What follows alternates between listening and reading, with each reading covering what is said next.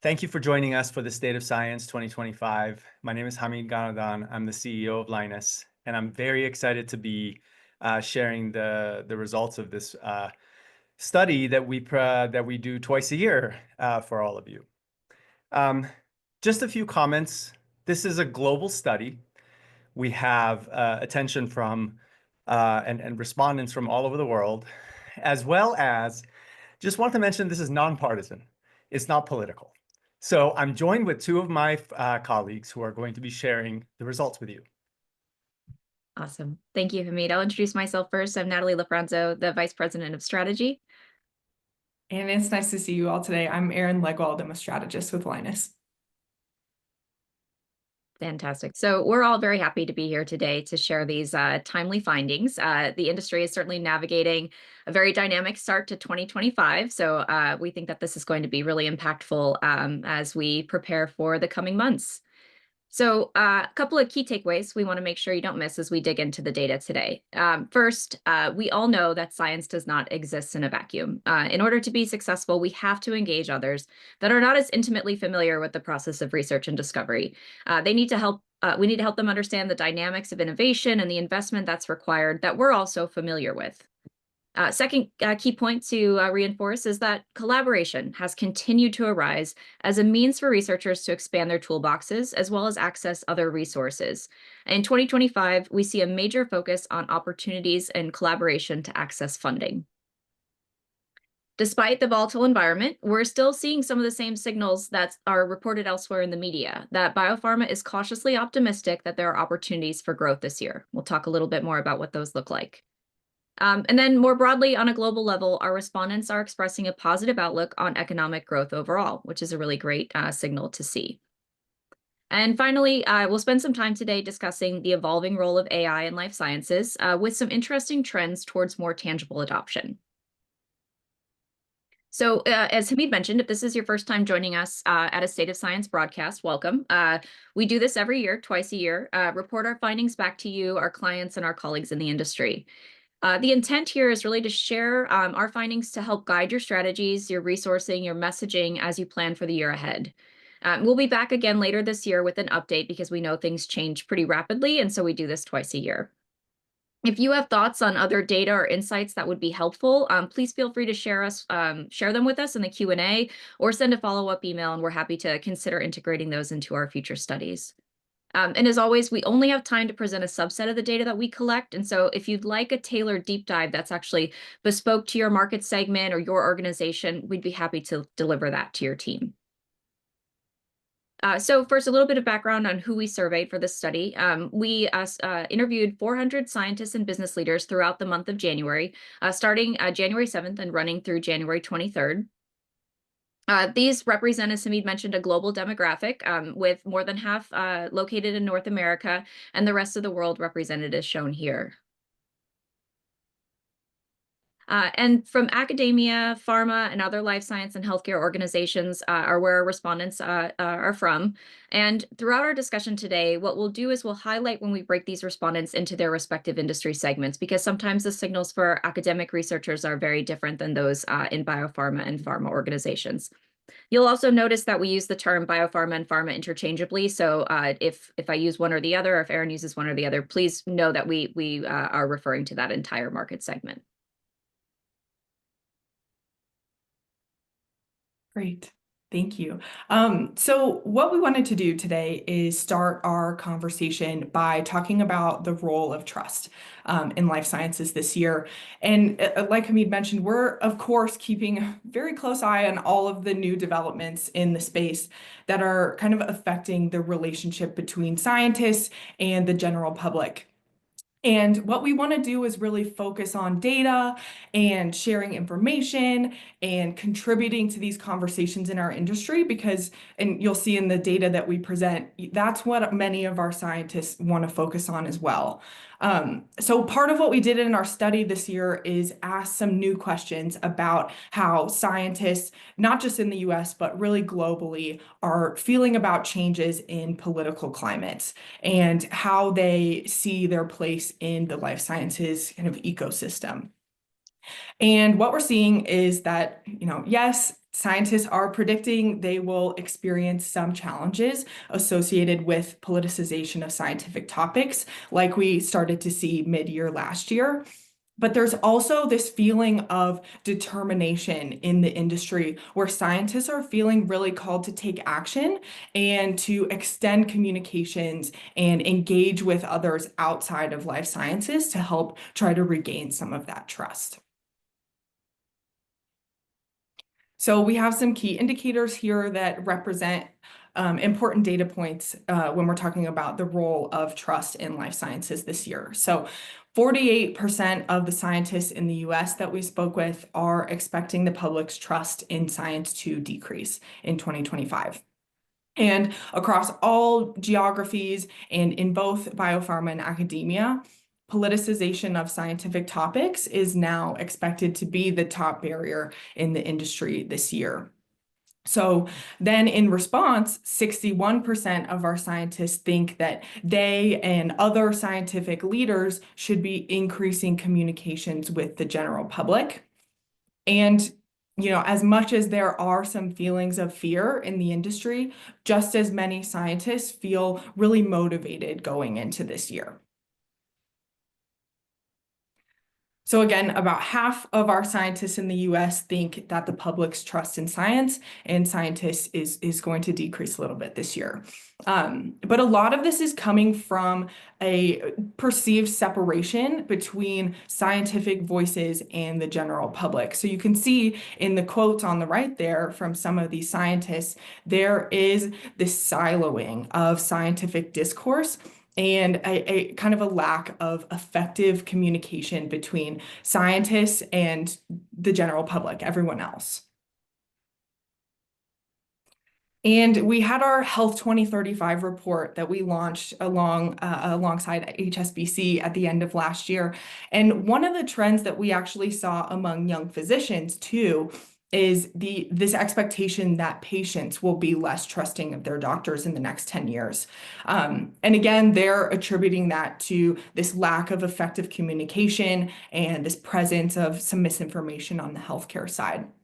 So the public trust gap that we're starting to see now in life sciences has the potential to trickle down and have some downstream effects on future healthcare delivery on the medicine side. So the other signal that we're seeing in life sciences now that is contributing to this gap in trust between scientists and the general public is that politicization of science has become the top barrier in life sciences for 2025. And it's by a very small margin. Our usual suspects, reproducibility issues, inflated expectations with AI, those are still in the top 5. But what this data set is saying is that there is a level of distrust from scientists of the general public too. It kind of goes both ways here. And our respondents are kind of expecting those outside of the industry to politicize scientific topics to a point where it will be a challenge in their work. And both academia and biopharma are aligned in how impactful they expect this politicization to be. So the difference between the proportion of those who selected it as a top barrier is not statistically significant between industries. So even biopharma is acknowledging that this is going to be something that affects their work this year. So biopharma's specific perspective on the effects of politicization of scientific topics actually has a lot to do with funding. But in biopharma, when they're talking about funding, they're talking about it in terms of investor sentiment here. So if certain sectors of life sciences are becoming more politicized, and the scientific benefit of that research is not made abundantly clear, these scientists think that it may mean investors will be a little bit more hesitant to fund those organizations or those projects. So when there's some of this uncertainty happening outside of the life sciences community, scientists are really looking to respond in 2 ways. The first is strengthening their connections within life sciences. So when we look at scientists' most trusted sources of information, things like people in my professional network, colleagues in my organization, those have both increased significantly in trust this year. So scientists still feel confident in their ability to communicate and collaborate within the industry. And then if we look at scientists' least trusted sources of information, it's often things like political figures in mainstream media. So what that tells us is that there is a clear opportunity here for growth in the way that those in life sciences engage with the general public. So that includes some of these least trusted sources of information. So then the second way that scientists are planning to react to these expectations of politicization and uncertainty is really trying to bring those external parties into the fold. So most of our respondents really want to increase communications with the general public, and almost half are hoping to try to engage with political figures to help strengthen that overall understanding of the importance of their work. So it's really about combating the trust deficit with objective facts and data and those bids for connection with others in the general public. And again, we're seeing this on the healthcare side too. Leaders in life sciences and in healthcare really do see an answer to politicization of scientific topics. And that is, both listening and sharing information in maybe a more kind of conversational way. And one of the most basic parts of human behavior, is this desire to feel seen and feel heard. So like this quote says here, there's a lot of value in saying, to a patient or someone else, I understand your concern. Can I share with you what I know? And that kind of communication can help start to build that trust in healthcare and life sciences, is what we're seeing. Of course, that's easier said than done a lot of the time, but the industry has started to provide some of these resources to help scientific audiences communicate their work in a really effective, engaging way. So the American Chemical Society, AAAS, National Academies, these are all examples of organizations that have started to provide specific resources for connecting with the general public through scientific communication. And a lot of us in this virtual room here know that scientific communication is an art form and it's very important, but we hear sometimes that, knowing how to effectively communicate scientific work to the general public rather than just within the scientific community isn't always necessarily incentivized. So this may actually be something that starts to change in the coming years, especially with resources like this.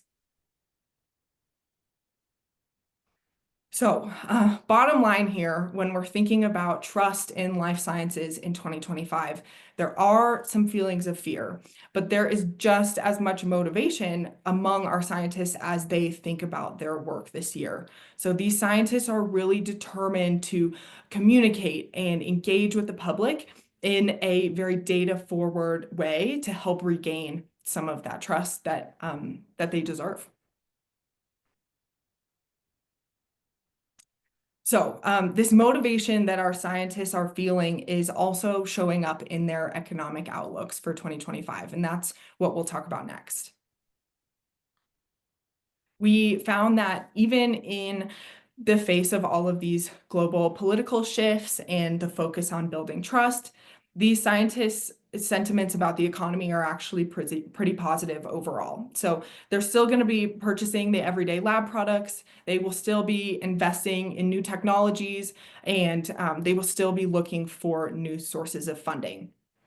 And even though we captured this data in January, we know that there has been some late breaking news, especially about NIH funding and the indirect cost gap. So we'll talk a little bit about that as well. We have another set of key statistics here. So starting in the top left again, 55% of our respondents expect economic stability or economic growth this year. Scientists in North America are especially focused on really diversifying the kinds of work that they do in 2025. And then last year, we talked about this transition from manual workflows to automation to then AI. And AI is now the top technology that scientists plan to purchase this year. And then over half of our respondents plan to purchase new technologies at all this year. So we'll take a deeper look at all of this data. As of January, US academia was still especially likely to be predicting funding decreases, specifically, as a direct result from political shifts. And as I mentioned when we were talking about trust, there are some funding barriers associated with the political climate for biopharma too, but we found that those biopharma scientists are much less likely to actually experience decreases in funding this year to the level that academia is, as we can see, in the 30-point difference between those two segments. Erin, there's a great question that just came in. I think we can address it right now. Somebody's asking the 55% expecting growth in the upper left box there. Just to be clear, is that North America or global from the data that we have? That is everyone. That's global.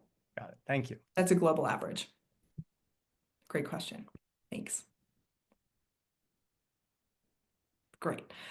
So where academics are predicting, on average, a 10% decrease in their funding, biopharma is expecting to increase their budgets by an average of 2% in 2025. And again, this is an average. It may not seem like a lot, but what we should really focus on here is the difference between these two segments, because that's what's significant. The biopharma is still expecting to grow this year. So again, this was in January. Last Friday, we all got the news that the NIH indirect cost payments would be capped at 15%. And we know that this wouldn't be a full read on the state of science if we didn't talk about it. So we actually put a study out over the weekend, and we asked decision makers in academia, specifically in the US, what they thought about this new NIH cap. Most had a very negative reaction, largely because it affects the infrastructure that props up their research. But there was actually also a segment that feels positively about the cap. So this isn't the only data that we have. We actually have a full separate report that outlines how this NIH cap is going to affect academic science. Hamid, I don't know, did you want to talk a little bit more about how folks can access that? Yeah, sure. So we're actually providing that report. It's a 48-page report that we're providing on our website. It's going to be launched immediately after this webinar.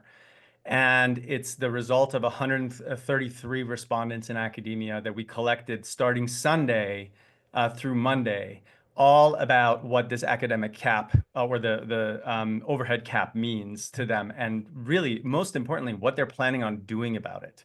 So if part of your market is to look at academic markets sector, we've had a lot of really good interest in that. So I will put the link in the Q&A if you're interested in accessing that report. Thank you.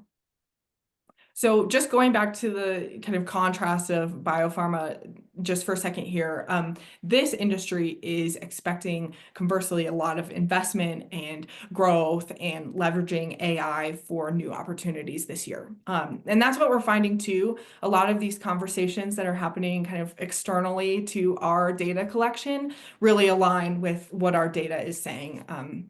That shows, biopharma expects to increase their budgets this year. So now this is where we zoom out and look at all of life sciences from a global perspective. And if we look at the economic expectations, it's actually going to look very similar to the data that we showed at the beginning of last year. So there is a portion who expect recession in the first half of this year, but overall, the majority of our respondents expect economic stability or growth this year. And this actually does go for both academia and biopharma. Both industries are very closely aligned on their economic expectations for the year. And, as we might expect, academia's economic expectations are more closely tied with what's happening in their respective governments. So this data isn't only for the US, it is global here. But if an academic is predicting economic recession this year, they are more likely to be looking at changing priorities within their government as a primary sign.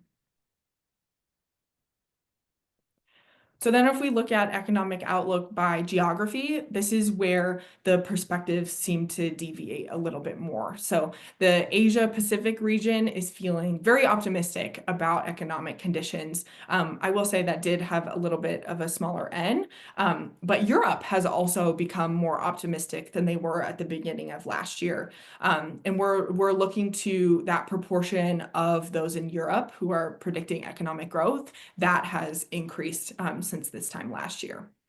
And then conversely, North America's views have gotten slightly more pessimistic since then. A little bit more of them are predicting economic recession.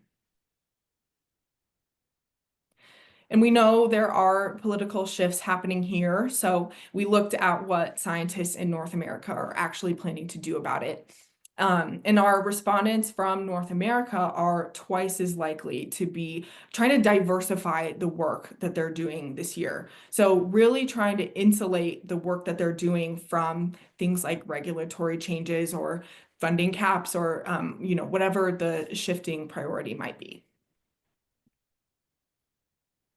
But no matter what the economic outlook is across life sciences, the top priority is really going to be chasing those new sources of funding. So these respondents' economic outlooks are not as extreme as they might have been, mid-year last year. For example, they're fairly optimistic. So the focus will really be on keeping that momentum as the year goes on. There's a question that I just wanted to address as well from my friend Glauco. So I see you, Glauco. Thank you for the question. In dollars, you were asking if what that plus 2% but versus minus 10% in academia translates to. It actually doesn't. What we asked specifically is how is your budget going to be affected? And there was obviously a range that we arrived at, and this is actually the average of what we found, which we actually do think is relevant to the overall total budgets going up or down. But we're hesitant to put this number against the total sort of market cap and dollar amount because it is a bottom-up approach rather than a top-down approach. I hope that's helpful. Thanks, Hamid. Great. So another metric that we often use to look at scientists' workload and their activity level for the year is to look at their purchases of just everyday lab products. And an overwhelming majority of our respondents expect the cost of these kinds of materials to increase. So they are prepared to pay more for consumables and reagents and everyday equipment. And that has increased since this time last year as well. But even though those costs are expected to increase, our scientists are still either going to maintain or increase their purchases of everyday lab products. So you'll see that compared to our January 2024 data, that's in the gray there, this purchase intent looks very similar to what we saw this time last year. So that tells us that the activity level for that day-to-day lab work will be at a macro level maintained this year. And then when we look at purchase intent for those larger technologies, this also looks very similar to what we saw this time last year. We haven't quite reached pre-2024 levels of our technology purchase intent, but over half of our respondents still plan to buy new technologies this year. And actually within biopharma, it's 60% who plan to buy new tech this year. So again, really supporting the biopharma's position to grow in the new year. One of our technology categories that shows up often in our respondents' purchase intent is sequencing technologies. Especially last year, we really saw this boom in purchase intent for sequencing tools. That has died off slightly, still in the top 3, but AI and automation have become a clear higher priority for adoption this year. And then you might remember last year we had discussed this very clear progression from manual workflows to then adoption of automated systems and then later enablement of AI. And we had predicted that by the first half of 2025, we would be in that transition period from automation to AI. And that's exactly what we're seeing when we're looking at purchase intent since this time last year. So AI is now the top technology that these scientists are prioritizing in their purchases, which might be because they don't have the internal capability to develop or integrate their own. So this is really that money slide for our AI solution providers on the call.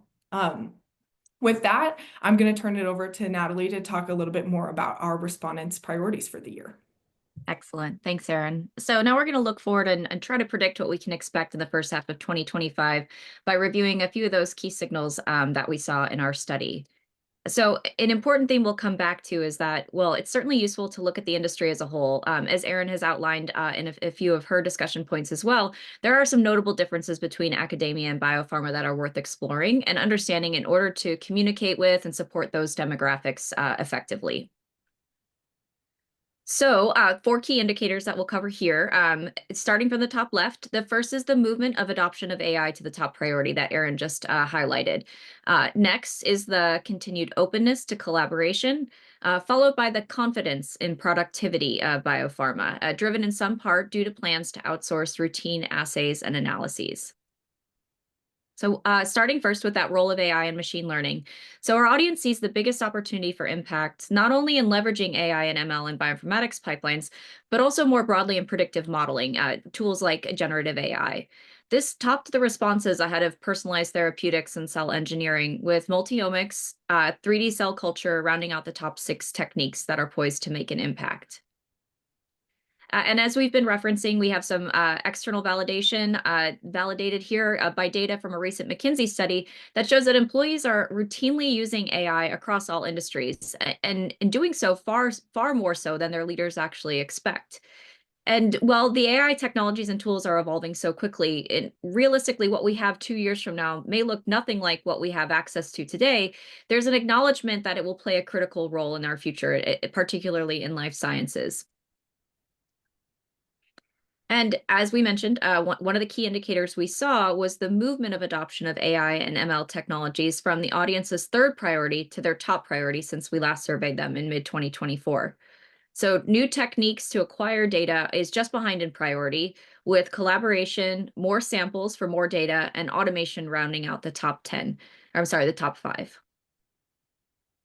What's interesting is that AI theme even permeates our audience's goals for collaboration and partnerships, with 30% of those who listed collaboration as a top priority, citing that they're looking for partners who can help them advance in this realm. So as Erin mentioned, if you're a service provider or an infrastructure partner who has a tool to help organizations advance their adoption of AI, we're seeing that the audience is really poised to hear from you. That spans everything from large enterprise partners, think Google, Salesforce, Microsoft, to more niche providers for modeling, interpretation, regulatory submissions. And we know that investors and boards are fully bought into the hype. And so the industry is looking for their organizations to have not only an AI policy, but really a vision for how AI will be integrated to advance their goals. So when we look at the data for partnerships and collaborations more broadly, there are a few key differences in what the audience is looking for, depending on whether we're talking about academia and biopharma. So in academia, as Erin mentioned, the collaborations they're looking for are to identify new sources of funding or open up access to new sources of funding. They're looking to support basic research projects and translational projects with their partners. On the other side, biopharma is, again, really looking for partners who can help them adopt AI and ML. But they're also, of course, farther down the development pipeline. And so they're also looking for partnerships on the translational and clinical research side. And another area where academia and biopharma differ is in their approach to outsourcing. Scientists in academia see opportunity in bringing routine analyses in-house that would enable them to manage costs. But biopharma actually looks to outsource these assays for the same reason. And so it'll be interesting to see how the changing funding dynamics impact this as well, as indirect research costs perhaps increase over time and may impact the ability for scientists to do this in-house in academia. We ought to think about putting these two crazy kids together, where, one group is looking to outsource, the other group is looking to insource. I see a business opportunity. And finally, we ask our respondents about their expected productivity for the year as a measure of their optimism of what they hope they'll achieve. And relative to January of 2024, our respondents are less optimistic that they'll be able to meet their productivity goals. But the majority, 62%, as shown here, of scientists surveyed still do expect to be able to meet their goals. And for more context about how each of our audience segments predict and define their productivity, we'll first look at academics. So this segment is less optimistic, with only 55% feeling confident that they'll meet their goals, which are publishing, completing projects, or receiving funding. And these metrics of success are very well aligned with the needs that they're looking to meet with the collaborators and partners that we discussed earlier. And then in biopharma, the picture is a bit more rosy, with 73% of this audience feeling confident about their ability to meet their goals. These goals are not surprisingly more commercially focused. Their productivity is defined by meeting product development or commercial milestones, completing projects, or meeting regulatory milestones. So taken together, we still see an optimistic view of what 2025 will bring. So this graph breaks down the full academic and biopharma responses, with the left representing those with lower expectations for productivity, and then increasing to the right, where respondents believe they'll be significantly more productive in 2025.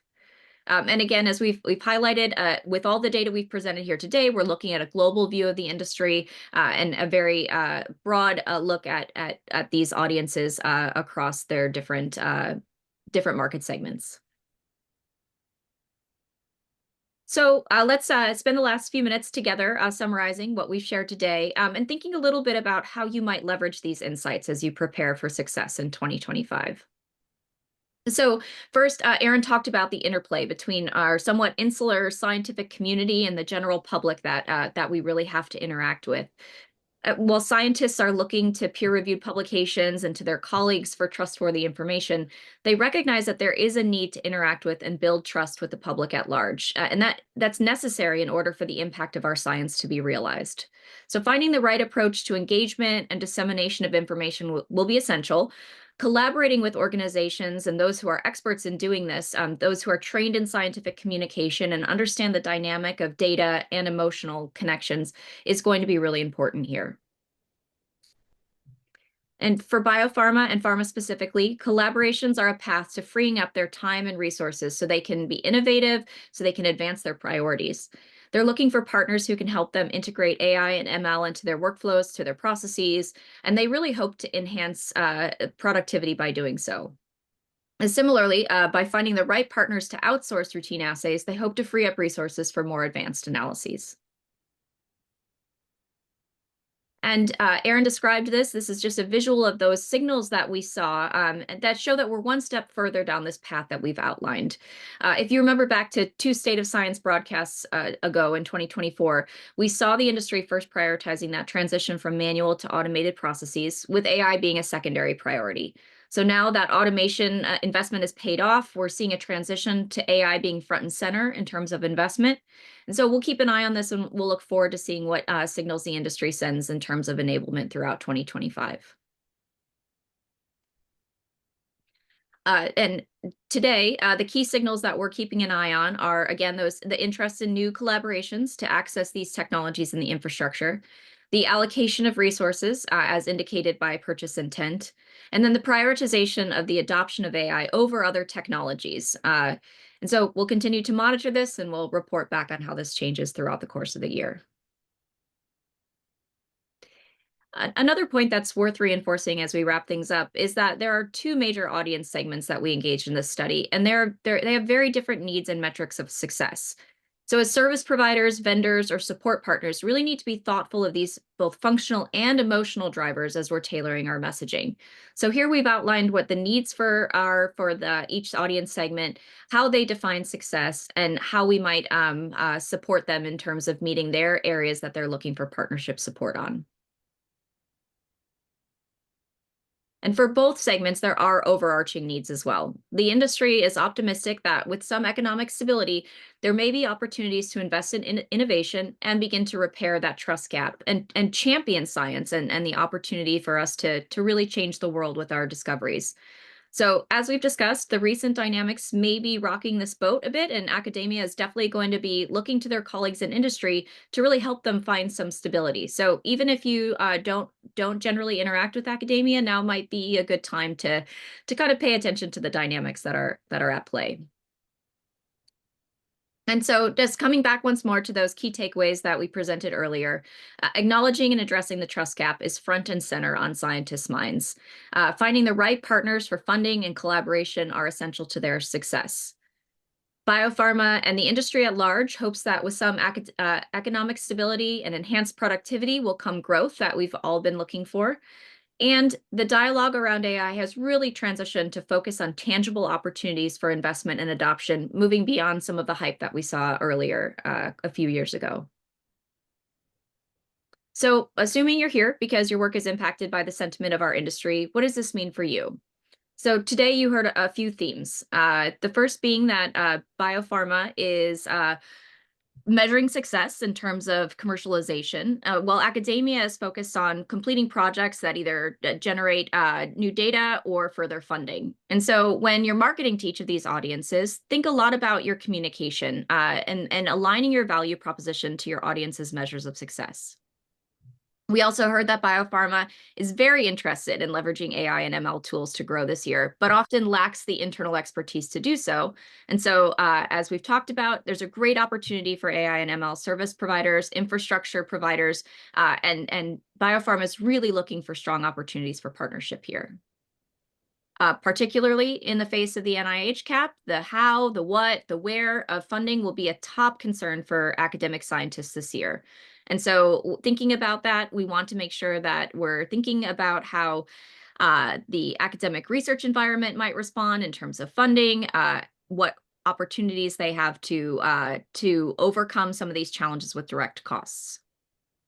And then, as we've talked about, while we expect public trust in science to decrease, there are opportunities and a determination to really engage with and communicate with the general public to shrink this gap. And so helping as service providers, as vendors, as industry partners, effectively positioning ourselves as contributing to the objective scientific impact, communicating the objective scientific impact is going to be a very important part of 2025. So with that, we'll open some things up for discussion and Q&A. Hamid, any questions you want to address while we're on the line? Oh, absolutely. Yeah. First of all, thank you, Natalie and Erin. I just want to give a big shout out not only to presenting this, but also to putting all of this together for us. They're the ones that did all this research. So thank you. I think there's a group of questions that are really in different topics. One, there's several people who really wanted to find out if you can elaborate on what it means when people say diversify their work. Do we have any texture or any either hard data or texture on that we can expound on? Yeah, so this was a new answer to our question that we added this year just based on the recent political shifts.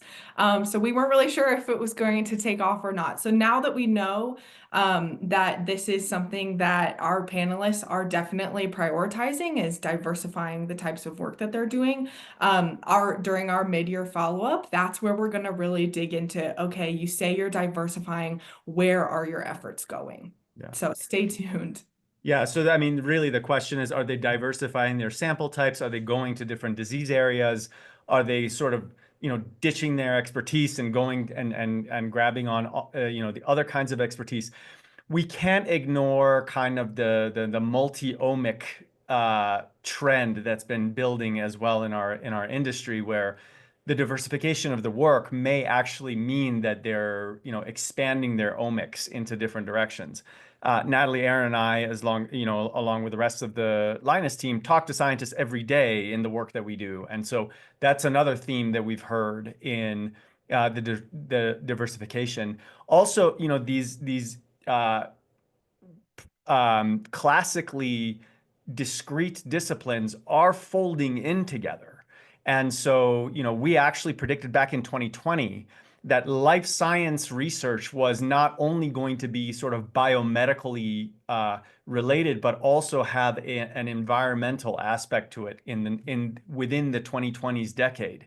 And so we're actually starting to see that those things are starting to fold together.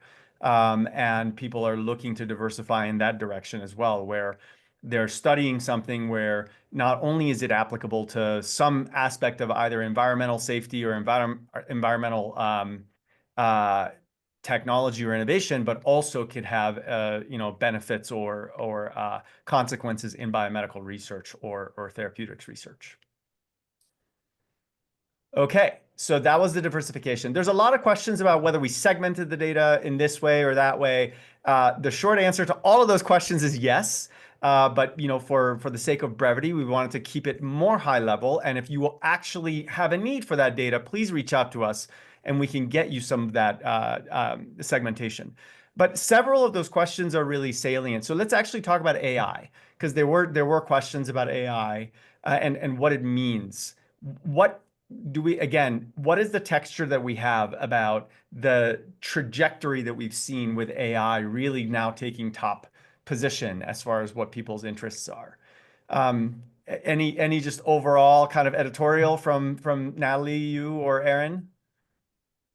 Yeah, I mean, I think last year was really about building up the infrastructure to prepare for AI, right? So that's where the prioritization of automation came from. I'm going to integrate things like robotics, things like, digital workflows, automated liquid handling, a data analysis, slide imaging, all of those types of automation to then prepare for easier AI integration down the line. So now what we're hearing about is AI is more enabled now that they've built that foundation of automation. So things like AI, actual data analysis, image analysis, experimental design suggestions, sample analysis. These are things in the field that will only grow because of this prioritization of AI this year.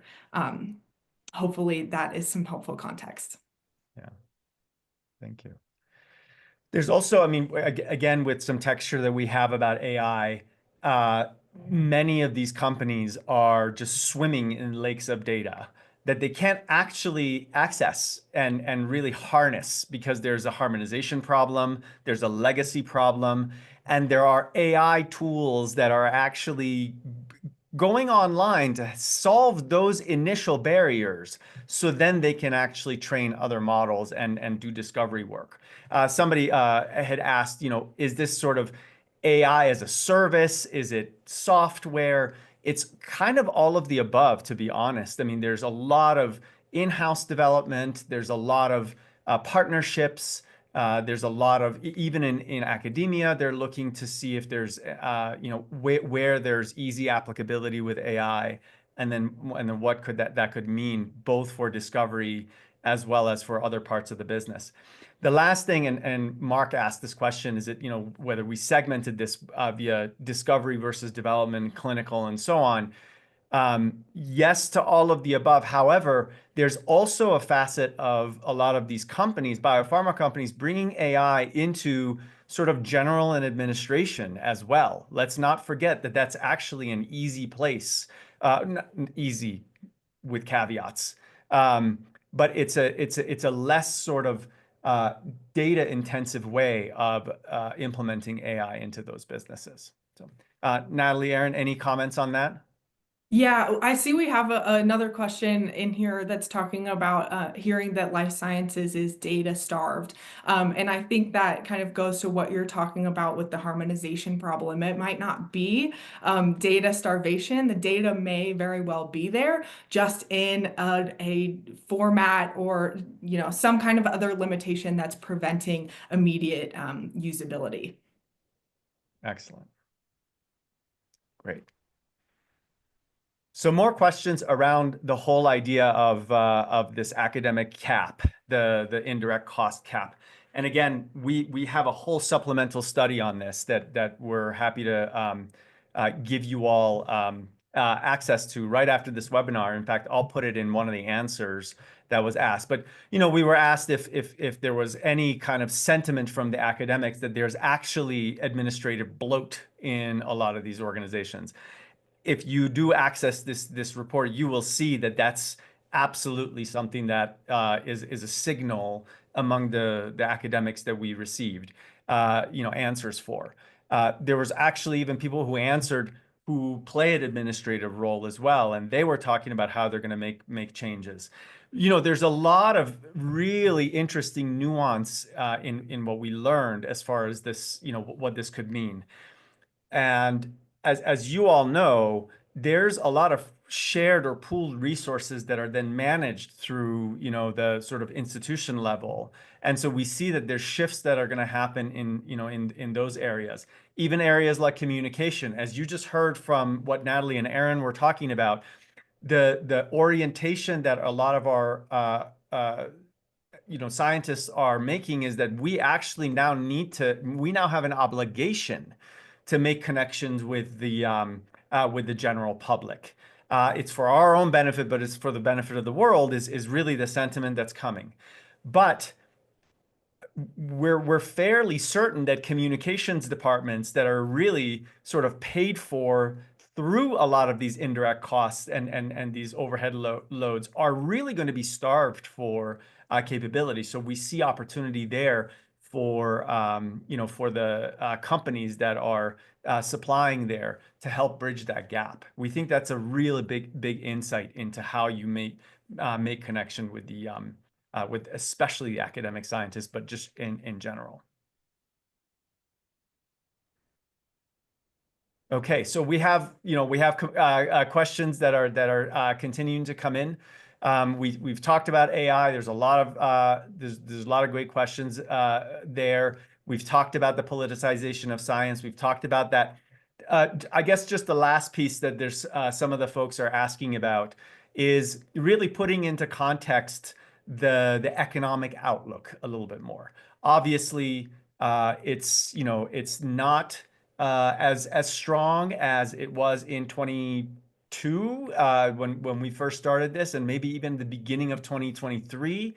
As we all know, the 2023 and 24 were not the strongest of economic landscapes for our industry. However, many of our companies that we focused in were actually seeing a lot of growth opportunities and moving in that direction. And so where do we go from here? Is there any especially with that 55% that remember I stopped you, Erin, to ask whether this was global or not? Do you have any Erin, maybe I'll start with you. Do you have any specifics on how that sort of connects with prior years and how we might advise our attendees here to think about this? I would say from an economic perspective, the big insight with the economic outlooks for this year is that it looks very similar to last year, even in the face of kind of all of this political instability. And I think that's what we have to focus on here. It may seem, for lack of a better word, very scary to be on this call and see that a high proportion of this audience feels fearful about where they're going to be this year. But to hold that next to, okay, the economic outlooks are very similar to last year, if not almost exactly the same, we can expect the same kinds of investments and reactions to the economy and level of output and purchase intent, etc., as last year. So I think that kind of helps us predict how they will actually put their outlooks into action as the year goes on. Yeah, I would agree. And I think, I know, Hamid, you came back from JP Morgan's healthcare conference, feeling cautiously optimistic. And I think that's really where the industry is at. We're seeing some IPOs pick up again. but we're also still seeing some reduction in forces. So it's there's still a little bit of this push-pull on the economy. But to Erin's point, we made it through 2024, and so I think we at least know how to navigate that successfully in 2025. Absolutely. I think that is a sentiment that's continuing. What we're hearing as well is that 2025 is the year where it's gonna sort of flip and start to grow again. And there's a lot of good signals there, right? Multiomics are starting to deliver on their promise. They're actually moving to something that's a little bit bigger even.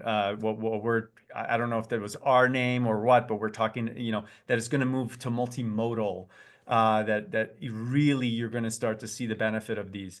And somebody had asked, does that mean looking at a single sample from multiple perspectives, or is it just bringing in data sets together that had been collected maybe from multiple samples? Any feedback on that, Natalie?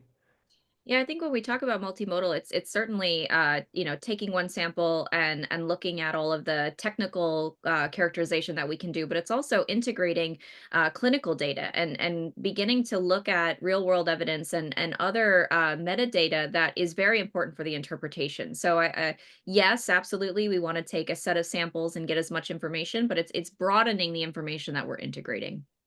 Yeah, excellent. One other question, any color around travel restrictions to conferences or events this year? Did anybody talk about that in our response? I can maybe make mention of that on the academic study that we've done, but anything here? So we've historically asked, as part of our question where we ask about what will be the largest barriers in life sciences, one of our answers is something along the lines of lack of access to in-person events or things like that. And that has historically been one of the lowest selected barriers. So nothing major that we're seeing that will prevent travel to conferences. Yeah. In the academic study, we did see some people say that that is part of their sort of indirect costs, and so those will get. It sounds like if that policy holds, it's now being challenged by 22 states and 3 lawsuits from universities. And I think a judge is holding a hearing on the 21st of February. So obviously we're holding very close to the ground on this. However, what we learned is that a lot of scientists are actually taking matters into their own hands and making changes. And so you're going to want to know what those are and where there's opportunities. But so that is part of that indirect cost that will get affected. Excellent. Well, we're going to wrap this up. Again, thank you all for joining. I just want to read the last quote. I think is the best. The last question that came in, which is not a question, is really the best way to wrap this up. And my friend Andreas said, "What a year for science! All together, let's keep up the unbreakable spirit of exploration." So with that, we wish you a very, very positive first half of the year. We will be back by mid-year to give you an update on the state of science. And in the meantime, please connect with us. Please, if you have an interest in that academic study, please connect with us. If you want any additional data here or specific cuts, please connect with us, and we're more than happy to accommodate as we can. Thanks, everyone. Have a great rest of your day. Thank you all.